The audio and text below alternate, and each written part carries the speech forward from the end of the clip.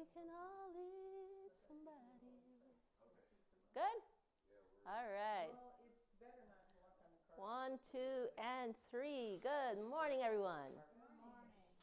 All right, for our first topic of discussion today, we're going to be talking about mental health. So I was asked to talk about 3 things today. One was mental health, the other was Corona SARS-CoV-2, and the last one we're going to be talking about is plan and purpose. We'll go to the board for this, and then we will go to the Bible, because mental health can largely be helped by the promises of God, besides just some of the other things that we're going to talk about here today. So mental health is a big topic. We're going to basically look an overview and try to get some of the principles. So if we ourselves are struggling, or we know someone else that is struggling, we can be able to help them. Either way, we're going to be able to talk about this. Now, first of all, we want to know that depression is either falls under 2 categories. It's either metabolic or it's situational. Metabolic has to do with the body and the imbalances that come if the body doesn't get enough of certain things, or if it's placed in an environment where it's getting too much of certain things. So metabolic, we're going to discuss more about how the body can become imbalanced just on its own. Situational is depression that is caused by some sort of trauma, some sort of past event, some sort of present event. And we're going to talk more about that. It's not really possible to divide the 2. It's not possible because the body sympathizes with the mind and the mind with the body. So we're told that 9/10 of all disease begin in the mind. And so it's important as we go through mental health to keep in mind this concept. You can come in and grab seats. Come in and grab seats. That's all right. Welcome. Yeah. Nice to have you. Regulars are here.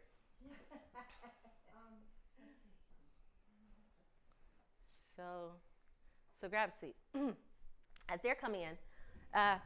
So we can't divide the 2. So if you're depressed or you know someone that is depressed, then it's going to go together. So let me just give you a quick example of how that works. And let me just make a broad statement. So if there's anything that you want to go away with after this presentation, this is going to be one of those things. So I'm just going to say that statement. There's a lot of things happening. I'm just going to say that statement right now. Unhappy people get sick. I'm going to repeat the statement. Unhappy people will 100% of the time get sick. If you're unhappy and you have been chronically unhappy for a long time, you're sick already.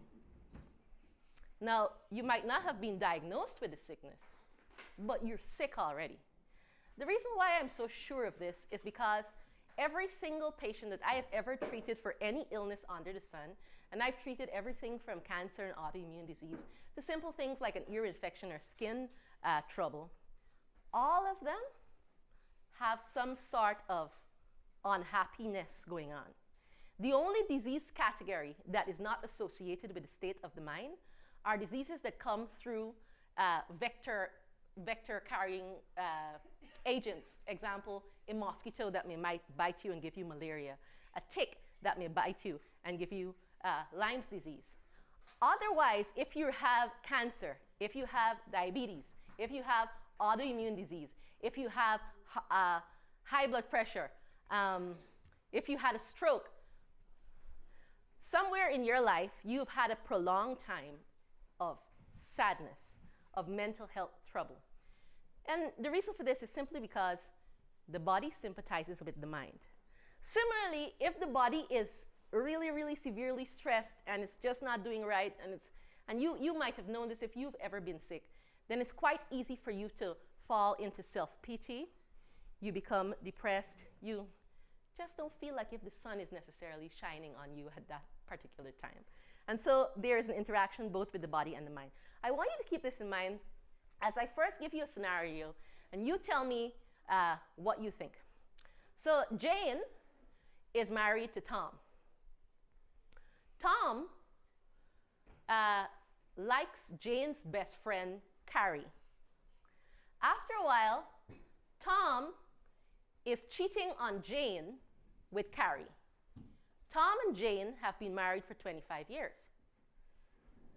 Jane and Carrie have been best friends since middle school.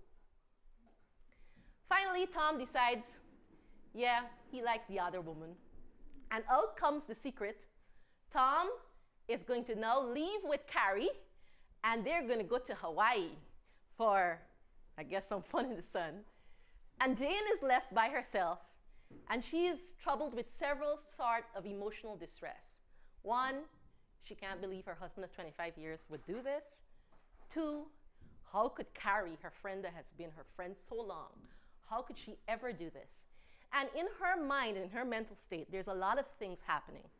Now let me ask you, of the three people, Tom, the cheating husband, Carrie, the cheating best friend, and Jane, the good wife and faithful friend, which of the three are most likely to get sick? The wife. You're right. Jane is the only one that's most likely to get sick. And in fact, there are countless women and countless men of this sort that have several different stages of cancer, simply because they haven't been able to deal with all that the mental stress has caused. Tom, though, and Carrie, they're perfectly fine, because at this point, they're happy, enjoying that pleasure that comes from sin for a season. So their bodies are doing great. So keep that in mind as we go through, because we're going to need to get into relational issues and how we can fix that in order to help mental health. All right, so if you have any of these things, and let's talk about them first of all. So if you have a deep sadness, what's deep sadness? It has to do with feeling empty. Now, I've had people tell me they feel empty. They just don't feel full of anything. They feel like if they're in a dark place. They feel as if the darkness is even tangible, I've had people tell me. And it can be very true, and you can come near to people that the atmosphere around them, Sister White says there's an atmosphere around all of us, and the atmosphere is dark, and you can feel that. Apathy. Apathy means you have a loss of interest. You have a loss of interest in life. Whatever it is that you were excited about before, so if you enjoyed cooking, no, it doesn't do that for you. If you enjoyed riding your bike, you'd rather stay in bed all day. You're just not interested in anything. Sleep disturbances. Every person, I shouldn't say every, most persons, because there are always exceptions to every rule, most persons that have some sort of mental health trouble, they usually have sleep disturbances, and they become what we call children of the night.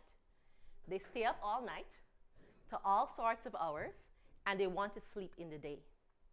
So they become children of the night. Weight. So weight can go either way. You can have weight gain or weight loss depending on how you handle depression. So some people will eat and overeat and just keep eating and stay on the couch and just keep eating. And some people will stop eating.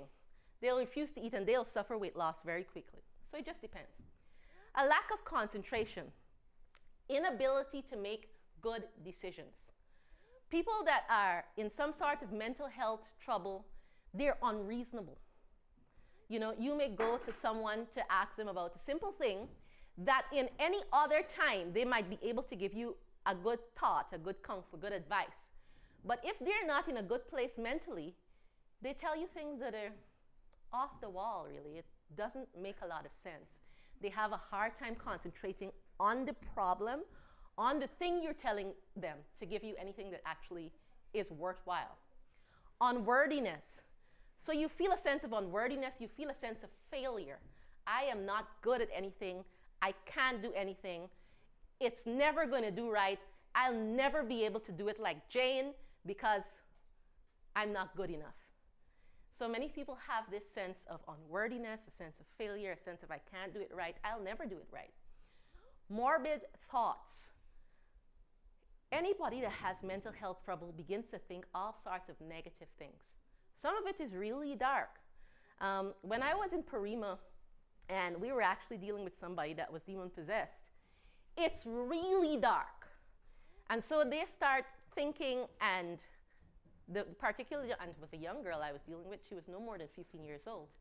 She began drawing things because she was having dreams, nightmares.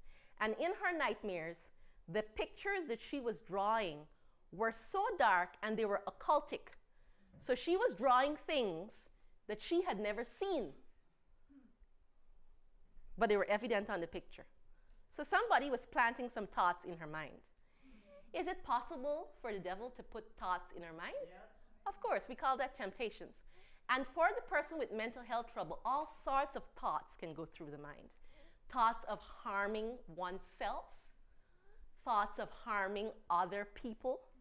All sorts of thoughts can fly through the mind, and we're going to talk about how we can control those thoughts. The other thing that happens with people that have mental health trouble is a lack of energy.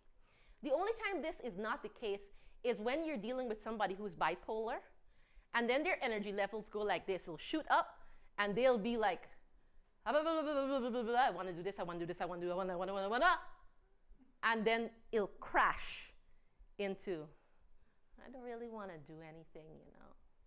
I just want to stay here. And they'll go up and down like that. And that's pretty much how you know that somebody is maniac depressive. That's what you call it. But for most people that are mentally disturbed, whether it's postpartum depression, it doesn't really matter. You just don't want to do anything. You just want to lay in bed and just leave me alone. And usually you close all the blinds because you've really become a child of the darkness. So we want to get out of that state, and we want to get into a better state. So we're going to talk about some of the things that cause this. We're going to talk about some of the things that we can do about it.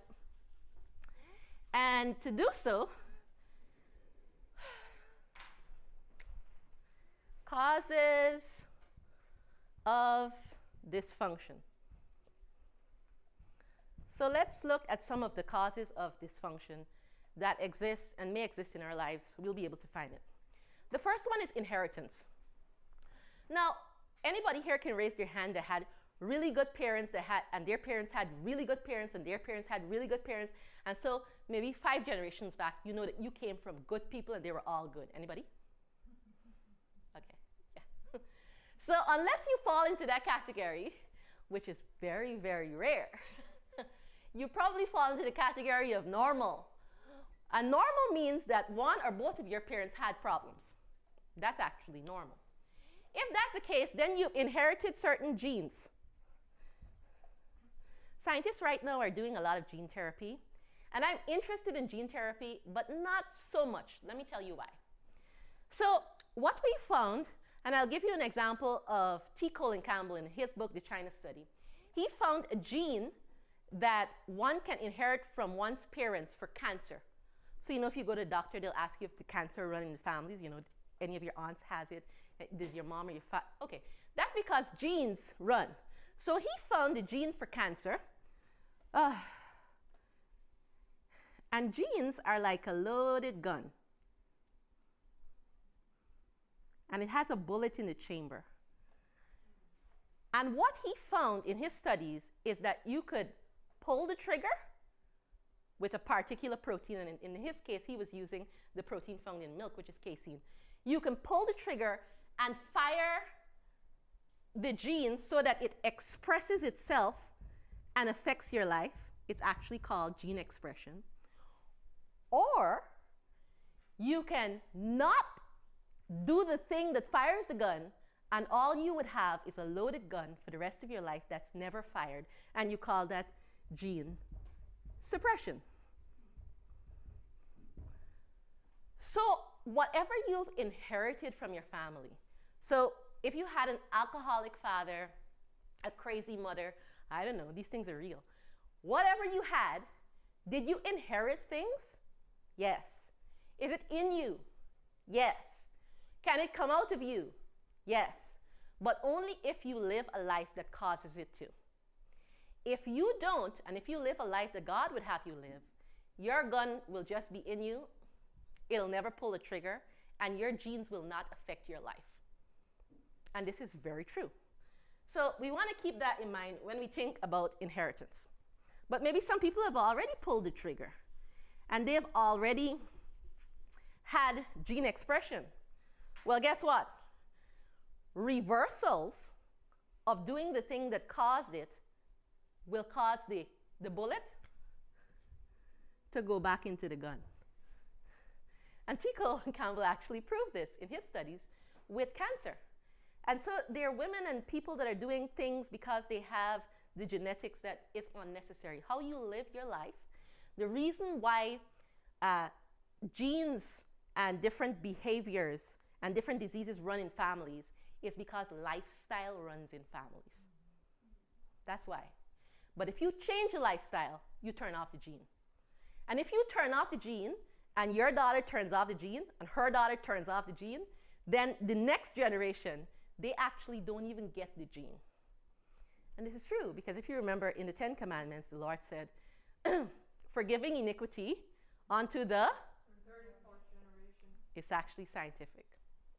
It's very scientific. So we want to remember that in terms of inheritance as one of the reasons of dysfunction. So Eve was implanted with a gene which got passed down to Cain and Abel. Sin. Sin And then causes the trigger was pulled. sin causes mutation, genetic mutations. It's like a thing. Anyway. Environment has to do with circumstances. So we're going to pause here because this is a huge one. Circumstances. I was molested when I was 4. So in my work in Guyana, what I've been doing for the last 12 years in my village, and the village that I come from is particularly degraded. Maybe 90% of all the children in my village have been molested. Maybe that figure is higher. And so I've dealt with a lot of young children, very young, that are confused. They don't understand why dad does this, or uncle does this, or grandpa does this. And the reasons, at least in my village, is because of alcohol. Alcohol will make a man see strange women, even his daughter. Alcohol confuses the mind.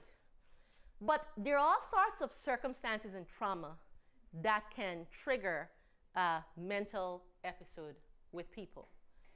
And we need to deal with those traumas. So let me say right off the bat, the next most important thing I'm going to say. If you have a past grievance that you haven't addressed, you cannot, notice the words, cannot move forward into the future. Now, what does that mean? That means that we have to take and follow the laws that God has given us. And He's given us some laws in terms of relational episodes. One of those things He's given us is confess your sins, and He is faithful to forgive us of all our sins and to cleanse us from all unrighteousness. That's if you've done something. Some of us have done bad things in our lives, really bad things, and we blame ourselves. So I've been dealing with one lady who blames herself because when she was younger and she had her children, she was into alcohol and drugs, and she would leave her children at home alone when they were very young, go out and party and live that life. And while she was away, things would happen at home that if she had been more clear in her mind, would have and should never have happened. And her children now have become a product of those things. And she says, it's my fault. And she's perfectly right. It is her fault. However, we're told in the great exchange that the Bible tells us that Jesus takes our sin and gives us His righteousness. He takes our fault and gives us His innocence. And so for the person struggling with that, we must be able to accept that gift in order that we can move forward. If though somebody has done something to you, then you must forgive, because God will thus forgive us. Forgiveness is a gift that you give yourself. Forgiveness does not excuse the act done to you. It's a gift that you give yourself because God asks of the gift. And you give it because He asks for it and you love Him. So give yourself that gift if you've had something, and let go of that. Jesus does not only take our fault, He takes our baggage. He wants all the pain, all the grief, everything, so that when you look back in your past, all you must see is Jesus, and Jesus' past is beautiful. Amen. Right? So we want to keep that, and we want to take that because it's a real promise, and it's a real gift, and all you have to do is pick it up. It's right there. In fact, every single soul has the gift of salvation in their homes. All you have to do is pick it up. That's all you have to do.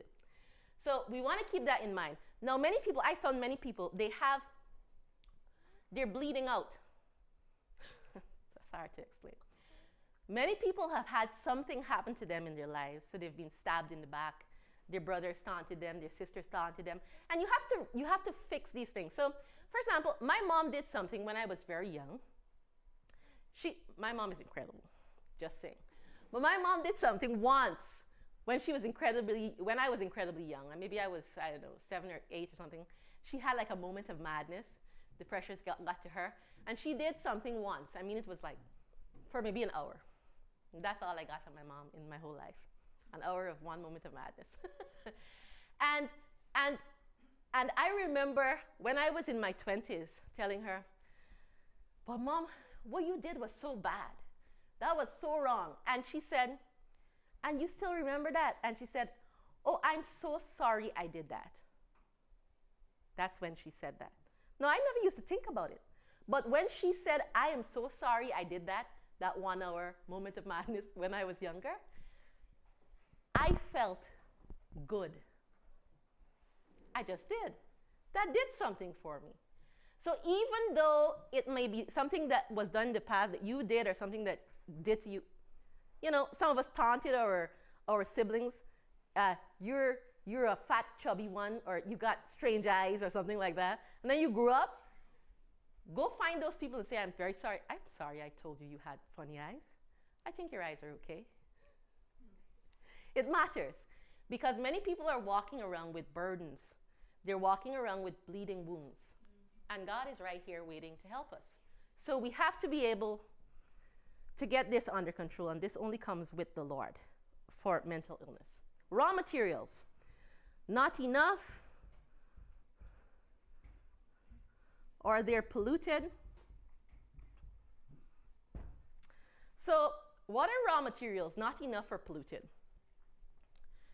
You have needs because you're a creature called man, and the Lord, when he created you, gave you a certain list of needs. It's like a car. A car has certain needs.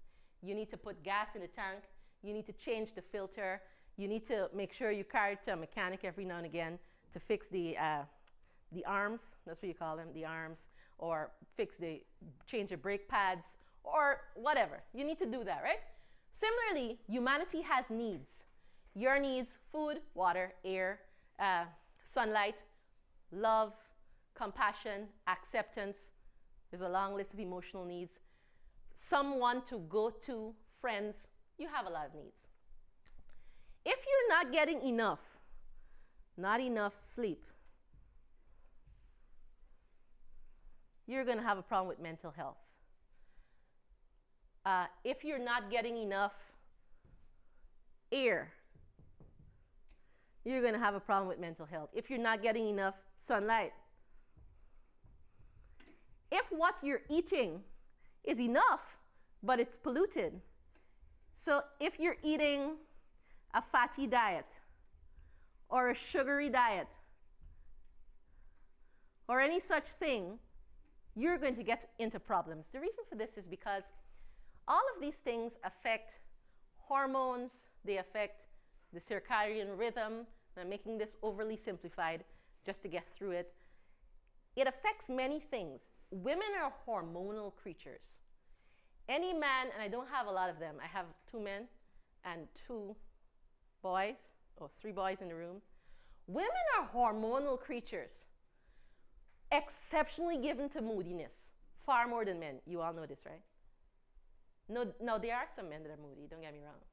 But women, I've spoken to so many men, husbands that are concerned because their wives, at certain times of the month, turns into monsters that are ready to bite their heads off at a single provocation. And they know this, and so some of the guys have figured out what time it is. This is that time of the month. They're just going to back off. And they actually have learned that and have adopted themselves to deal with their wives and their sisters and their daughters. So women need to be very, very careful with what affects emotions. Well, what does affect emotions? eating, overeating, the hormones ghrelin and leptin, which are concerned with opening the appetite and shutting it down. Women are affected very much by their sleep cycles. So if you're not getting enough sleep, and if you're not getting good quality of sleep, it's going to affect your hormones. Bottles of water. So if your water bottles are plastic, and if you're getting in too much plastic, it's going to affect your hormonal levels. And several other factors. We don't have time to talk about all of them, but they're going to affect your hormones. Some of the things that are easy fixes for women that have hormonal issues is to get some hormonal regulators. Those that get postpartum depression, hormonal regulators. What are those? Valerian, red raspberry, chase tree berry, what else? Red raspberry, chase tree berry, wild yam. What other hormonal ones is coming to my mind? There's one that I'm missing that we always prescribe. I can't remember right now. But you want to use some of those just to get your hormones back into whack. So your raw materials, not enough. Energy. Where does energy come from?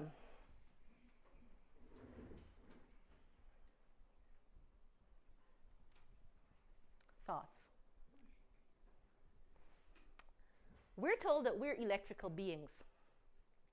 And in the occult world, they have carried this to interesting levels on the other hand of righteousness. But the occult world does understand that humans have energy. And we do, because we're electrical beings, and electrical beings have energy. What produces energy? Thoughts. If you think right thoughts, you send down electrical currents to every cell in your body, and those cells respond to the right thoughts. If you think wrong thoughts or negative thoughts, that is sent down through electrical signals to the body, and the cells respond to negative thoughts. So how you're thinking is creating energy in the body. And this is why we're told that thoughts are so important, and we're told that out of the heart are the issues of life. Because as a man thinketh in his heart, so is he. That is not a metaphor. That is a real thing. And so if you're thinking negatively, so just let me give you some, I come across this a lot. People gossip. They gossip without knowing that they're gossiping. Don't do that. It's negative. So I have some principles. If you come to tell me something about someone else, I tell you, one, I don't want to hear it. I don't want to hear it. If you want me to be an intermediate, a counselor between you and someone else, I say, okay, bring the person to me. Don't tell me anything, because I don't want to be prejudiced. And when the both of you reach before me, then start talking. If we don't do this, then we do what's called becoming false sympathizers, because we take one side, and it's very easy for humanity to do this. So if we have somebody come and tell you, for example, about his sister. My sister, she's so dirty. She has things all over the floor. She just this, and she calls me this, and she does this. And you listen to the brother, and he this about his sister. All of it first.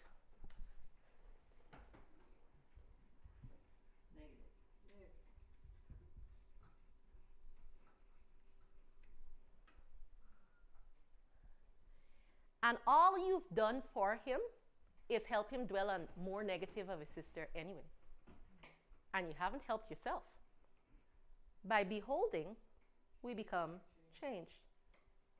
And so those who do this and are constantly dwelling on the negative, even if the negative is true, you become like the people that you don't like.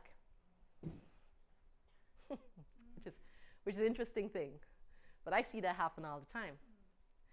Oh, John, he just carries on and on, and he doesn't treat me well, and he's this and that and that. And before you know it, you're just like John. The principles that God has set for us work, and whether we want them or not, that's how they go. So you need to learn how to control your thoughts. So what can somebody with mental health issues do? What can we all do in order to help our thoughts? Do that, just what I told you. Stop encouraging people to tell you the negative things about them. And when they come and they're telling you something about somebody else, have you spoken to them about it yet? Did you go and tell your husband, your wife, your sister, your brother? Did you go and tell them about it yet? If not, I do not want to hear. And when you're ready to tell me and you want me to be an intermediate, bring the other person too, so we can work it out together. Praise the Lord every single day. If you're working with somebody that's depressed, or if you're depressed, begin to praise the Lord.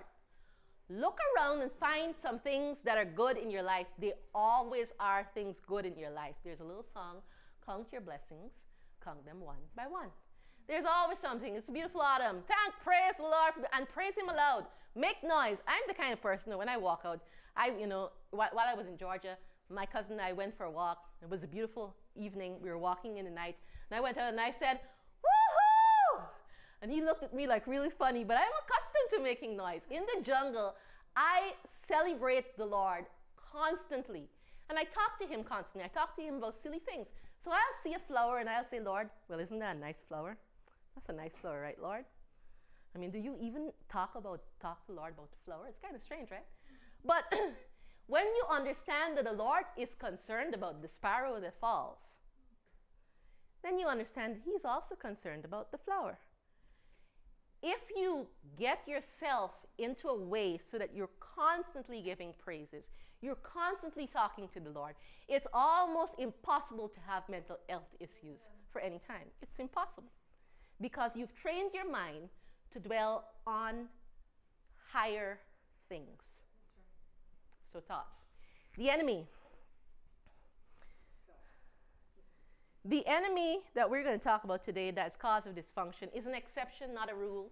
I know that everybody wants to think that they're the Job in their scenario, but really most of us are not. But Job was a perfect and upright man, a man that feared the Lord and eschewed evil. And Job had dysfunction in his mental health and in his body because of a direct attack by the enemy. The devil caused him to lose everything that he had and brought sickness upon him. It was not his fault at all. He hadn't done anything to cause this. You can come in there and take a seat right at the back here. But this is what happened to him. And so I want you to think, because humanity, again, we're very negative. We're very negative. I've heard people get sick. And I've heard people said, "I wonder what he did. He must have done something." And this ability to jump to the negative is normal to the carnal heart. And we need to retrain ourselves to not think like that, because maybe that man was a Job. I don't know. And what we shouldn't know, we should not. We're told that assumptions and suppositions are from the devil.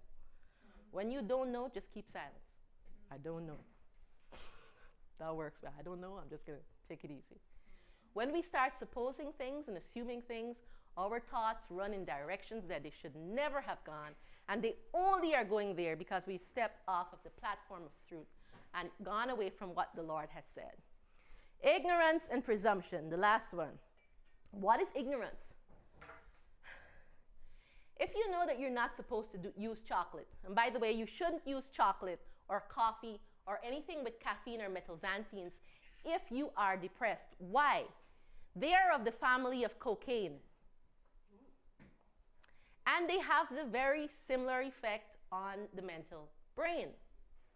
They will cause a high and a corresponding low. And if you do that repeatedly to your body, you will short wire your brain. Remember I told you the brain is an electrical system. So no coffee, no caffeine. So if you know it, do it. Presumption is when we know it and we do it anyway. When we know it and we do it anyway, don't get mad because you get the effect. Just reverse it. Fix it. I find people get angry at God. I don't know if any of you have ever gotten angry at God. It's not so strange. There are many people that are angry at God because they do not understand who God is and because we think more highly of ourselves than we should, which is another topic for another time. So mental health people, no caffeine, no coffee, no sugar. Too much glucose in the brain causes the neurons to become drunk. Sugar has the ability to do to the cells just what alcohol does. If you overeat, your body produces alcohol. Did you know that? In Guyana, we call it niggeritis. That's what we call it. When you eat a big meal and then you go there, you can't. It's because you've gotten yourself drunk just a little bit. That's what happens. Fermentation in the stomach. When you eat between meals, that's what happens. Fermentation in the stomach. You're producing alcohol and it's going into your bloodstream and it's making you a little bit drunk. No caffeine, no sugar, no MSG. What does monosodium glutamate do to the brain? So in your brain, your neurons, they look kind of like that. There's a dendrite attached to a strand. And in this area here, it's called a synapse. And messages pass from one to the other, and it passes faster than you can blink. When you use MSG and foods containing that, you cause these signals to fire very rapidly. So instead of going like this, they start going like this. If you do that to this electric cord here, it's going to burn out. And that's exactly what happens in the brain. It burns out. And so we damage brain cells. We do. And so we want to be able to help ourselves out by staying away from those things that damage us. Plant-based foods are the best simply because they're the original, and the more closely we come to the original, the better for us. Some of the things that you can do for mental health, St. John's wort is worth a try. It has been shown to be as effective as all antidepressants in clinical trials. Some of the other things that you can use are herbs such as catnip, valerian root, skullcap, chamomile, passion flower. Some of the things that you can help to become children of the light and no longer children of darkness in terms of sleep disturbance: 5-HTP, tryptophan,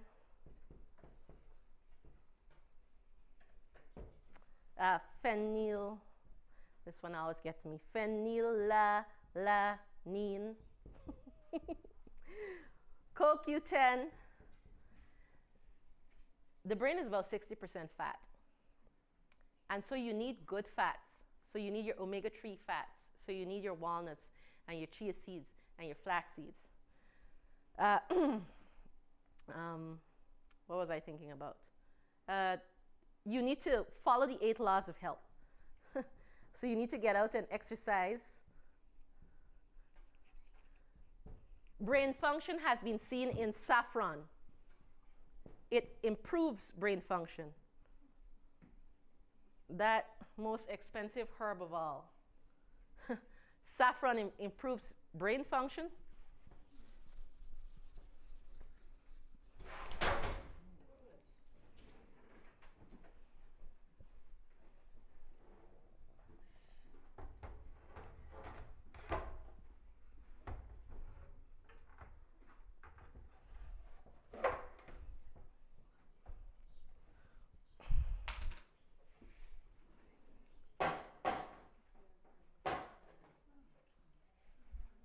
Yeah? All right, you rig something. All right, thank you, brother. So these are some of the things that you can help with the metabolic syndrome. And again, wild yam cream, and I would use Anna's wild yam cream because it's the best. It comes out of Australia. It will make you have some strange reactions. This is the best way I can say it. But over time, it will correct imbalances in the hormones. So it's a progesterone, it's a DHEA, natural, wild yam is naturally rich in progesterone. Progesterone controls testosterone, estrogen, and gets them into the balance that they should do. You can use it on men or women, doesn't really matter. So this is an overall view of mental health. One last thing before we close, and then I'm going to take some questions if you have them. I'm going to go to my Bible because the Lord is good, and I'm going to explain something that it should be known. So I'm in Genesis chapter 1. Genesis is a beautiful book. Chapter 1, and I'm reading from verse 1. It says, "In the beginning God created the heaven and the earth was without form and void, and darkness was upon the face of the deep." That is the person in mental health trouble. Void, empty, in darkness. That's the person. Just like how the earth was before God said anything. That's how God finds it. That's how God finds people today. Does the same thing. Verse 3 says, "And the Spirit of God moved upon the face of the waters." Because the Holy Spirit is the only person that can help mental health, that can help anything really that has to do with anything to do down here on the earth. And God said, "Let there be light." And there was light. So let me ask you a question. How fast did it take before God said, "Let there be light," for light to come? As soon as he said it. So if you're depressed now, or you're going through some sort of mental trouble, how quickly, if God tells you, "Let there be light in your soul," should it take for light to come in your soul?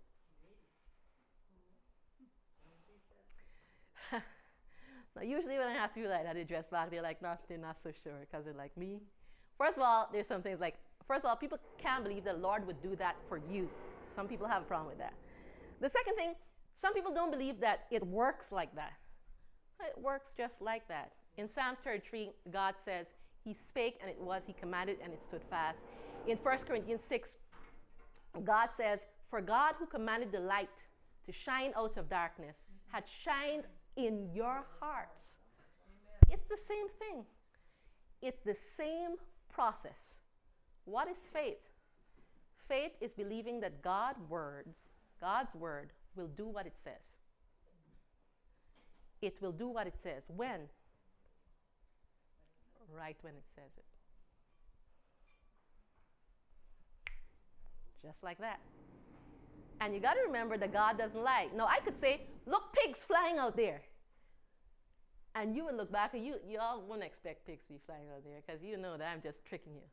But if God said, "Look, pigs are flying out there," pigs would be flying out there because it is not possible for God to lie. So if he said it, pigs would come there and they would be flying. That would be pretty interesting. And because he cannot lie, when he says, "Come unto me, all ye that are laden and are heavy laden, and I will give you rest," he means just what he says in the moment that he says it. And if it doesn't happen for you, it's because you have a lack of faith. "Will thou be made whole?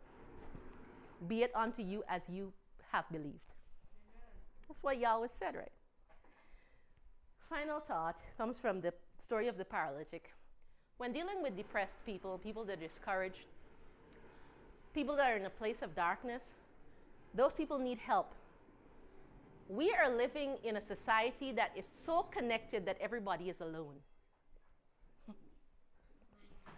It's interesting. Everybody's on a screen. Depressed people don't need screens. Normal people don't even need screens. It was better when we had no screens. We need real connections We need real touch. The paralytic, when he came to Jesus, his faith was so small that he couldn't bring himself to do it. We're told in Desire of Ages that his friends, their faith inspired his. And they fetched him and they brought him. And when they brought him out there, and he said, I'm close. I'm close. He said, find another way. And they did. But notice, they fetched him. Sometimes it's necessary for us to help people along.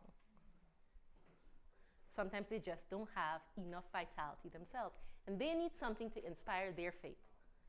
By the time the paralytic reached down to the ground, his faith was strong that something was going to happen to him. And when Jesus looked at him, he first healed the situational. He didn't first heal the metabolic. He looked at him and he saw that man did it to himself. What? We're told that that man made himself that way. It was his life's choices. It was his fault. The Lord said, all right, thy sins be forgiven thee. Paralytic was good. If he died then, all was well. He was good. He was smiling so brightly. And the Lord said, because some people around you, they're always going to be the gainsayers. People are always going to talk. We need to come to the place where people's talking and their negativity doesn't affect us because we're plugged into the source that is Christ. And we have enough. We have enough for them. We draw warmth from the coldness of others. And when God said it, God said, arise up. And boy, that paralytic there, we're told from that day on, he, his family, all of them, we're going to see them in heaven. Because the Lord now healed the metabolic. And so in order to get healing, we need to not only heal the body, but in most times we need to heal the mind. And so keep that in mind. I know that right now with COVID, with a lot of things, a lot of people are under a lot of anxiety, a lot of stress. Listen to this. Hear God speaking again, just like how he spoke, let there be light. God had not given you the spirit of fear, but of power and of love and of a strong mind. How fast should you believe that? So take that home with you. Practice the steps. If you are dealing with somebody that is depressed or in some sort of bipolar issue, you might need to use some of the herbs and some of the supplements. But the greatest thing is to get hold of the mind, so the mind will begin to practice good thoughts, thinking well, praising the Lord, memorizing the scripture, keeping yourself positive. There's a lot of negative in the world. And we have to be able to hold fast to the Lord. All right, so that's the first presentation. Any questions? How do you use the cream? Wild yam cream, you use it on your wrists, elbows, breasts, uterus, neck. And basically you just take it's a little bit that you take, and you put it in different places. Don't put it in the same place till the day after. So here today, there tomorrow. Yeah. Huh? Order it online. So Living Springs has it down there in Alabama. Amazon doesn't have it. There are several places. If you put in Anna's Wild Yam Cream, it'll pop up. And there are several places that has it in the US, and you can get it. It works excellently. And I mean, even for women that have infertility, women that are dealing with endometriosis, young girls that have dysmenorrhea, so they're dealing with painful meds, or any such thing, Wild Yam Cream will help to correct that. Just give yourself some time. It will make you have some symptoms. So those that I've put on it, sometimes they have hot flashes, sometimes they have colds as the body's regulating the hormones. Sometimes they have greater arousal, so they want to have more sexual intercourse with their husbands or husbands with their wives. Sometimes it has less. So just give yourself a little bit at a time and allow your body to change. In about 2 months, you're going to see a difference. Actually, no, in the first month, you're going to see a difference, especially if you're dealing with painful menstruation, any kind of discomfort. First month.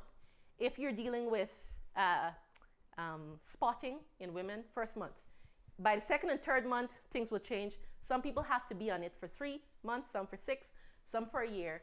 As long as you stay on it, though, your hormones will come to the place that they should be.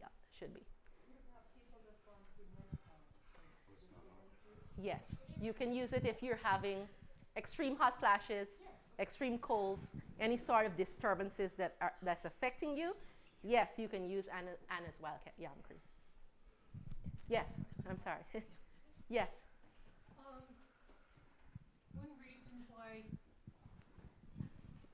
One reason why we're not supposed to eat fruits and vegetables at the same meal is that vegetables are digested first.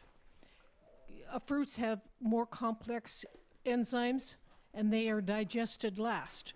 So that when you have finished eating, absorbed from your stomach the vegetables, the sugars in the fruit have been fermenting, and when they are released by the stomach, they go to the brain, and you have the euphoria of alcohol. And it's I got this through study of Agatha Thrash's cookbook of nutrition for vegetarians, John Eccleston, T. Colin Campbell, and Ellen White's writings. We are not supposed to have more than about 3 to 4 items per meal because the mixing of too many creates stress. Okay, thank you for the contribution. With all of the herbs, are you just supposed to take one? You're supposed to mix them together, take them in pill form, make a tea with them? What's your recommendation? You can do all the above, but if you're dealing with someone that's significantly impaired due to mental distress, you want to use combinations. So we usually use about 5 to 7 herb combinations. So if you're making a tea, you would use a teaspoon of each and put it in about a quart of water. Just let it steep. Drink it throughout the day. If you're using tinctures, you're going to use anywhere from 3 to 7 drops, depending on how the person is reacting to it and what kind of situation you're dealing with. Some people that are depressed or that are schizophrenic have need of sedative, and the greatest sedative that I found in the natural world is valerian. That's just what I found. I'm sure there are other substances that others have found. And for schizophrenic and for the depressed, and a lot of people become schizophrenic. For example, case in point, one young man, he became schizophrenic. He was really bright, and his parents wanted him to do really well at school, and he stopped exercising and playing sports, and all he was doing is studying, and he became unbalanced in his mind. So not only does too much play make Jack a dull boy, but if Jack is not allowed to play, Jack will become an unbalanced boy. So we need to have balance, exercise and mental work, or else we'll unbalance the mind. If we overload the system by too many sensory things, we're going to off-balance the mind. So most people with mental health do well to come out in nature and to just relax. Most of them do well by walking. Walking, exercise increases endorphins, the sunlight, the fresh air, it just helps. So yeah. Is everyone good? Yes.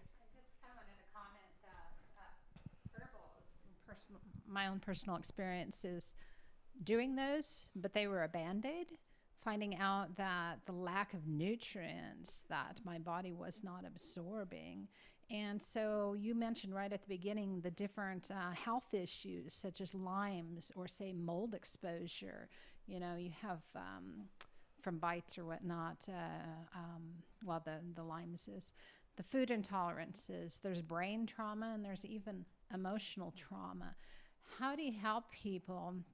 I mean, it's been a long journey for me, but how do you know to help someone who's has those things you don't really realize, and you're looking at it with herbals, or you're looking at it maybe circumstances or thought patterns, when reality it's a deeper issue that they have not really a physical control or mental control over, that it's physical. Okay, so when we distribute protocols, I'm not a herbalist.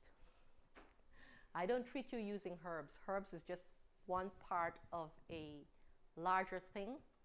So the very first thing that I tell anybody that comes to me with any sort of disease is that they need to start juicing. Why do they need to start juicing? Because the life is in the blood. And if we can help the blood, it doesn't matter what the cause is. If the blood is able to better not only circulate, but to remove the toxins and to carry the nutrition where it has and has the right nutrition, and that's all good. And we're going to talk about that more in the next presentation. So one of the first things we do is deal with getting you enough nutrition. The next thing that we do is talk to you about everything. So we end up finding out if you're even in a place where you have a lot of antennas around you.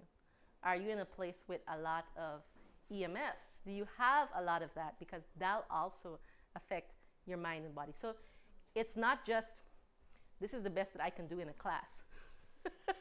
So if somebody comes to me, then I ask a lot of questions. I get very personal because in order to help you, I need to know you. And so we actually go through, but the very first thing that we do is deal with nutritional helps. The life's in the blood. One of the things that we recommend is light therapy.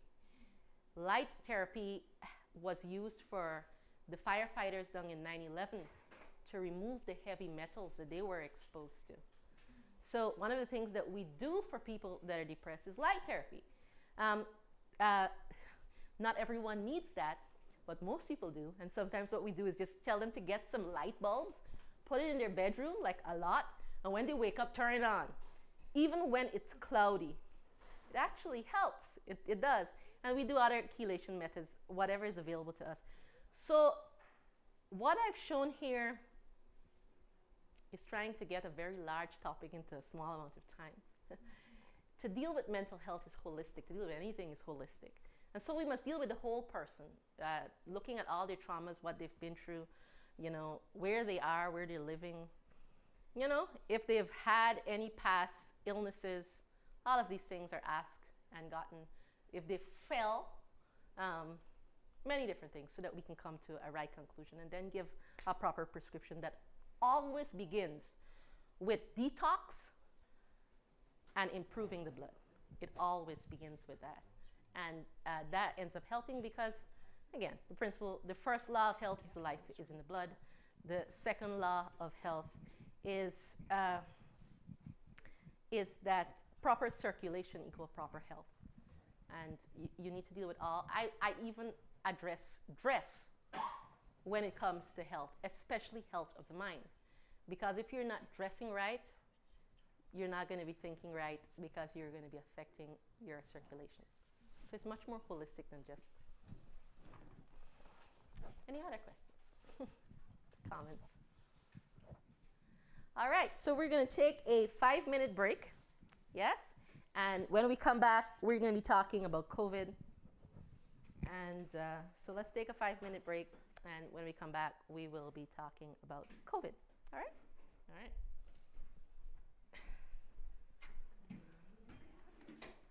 This is killing me.